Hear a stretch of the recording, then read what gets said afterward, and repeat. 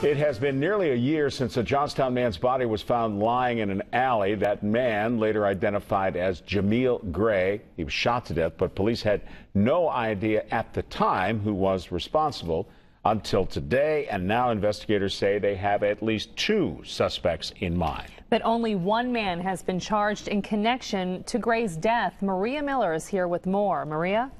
Well, Marty and Jen, only two persons of interest, only one charged with criminal homicide, but both are behind bars. Police would only release one of their names when we talked with them this afternoon, but court documents seem to tell much more of the story, and it's complicated with several other incidents we've reported on intertwined.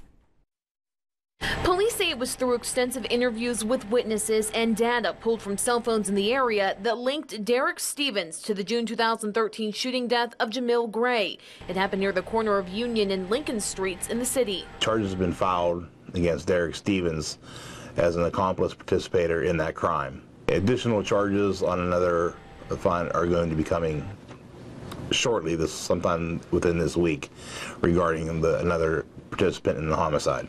Police wouldn't release that person's name, but the criminal complaint talks in depth about a Dante Herring. He's said to be a childhood friend of Gray's, and a man their acquaintances told police had developed ill feelings for Gray following a drug bust at the Holiday Inn in 2011. We were there as Gray and Herring were both arraigned, walking into court in handcuffs.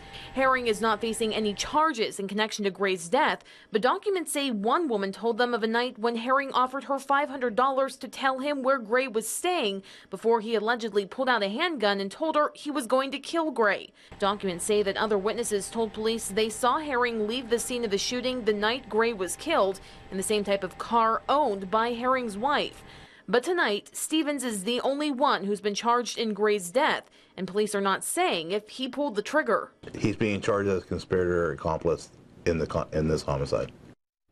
Now, there is at least one other incident Stephens and/or Herring could be involved with. According to documents, the casings found at the scene of Gray's murder were the same type of casings found at a shooting on July 2012 on Kennedy Street. And in fact, police say lab results show that they were fired from the same gun.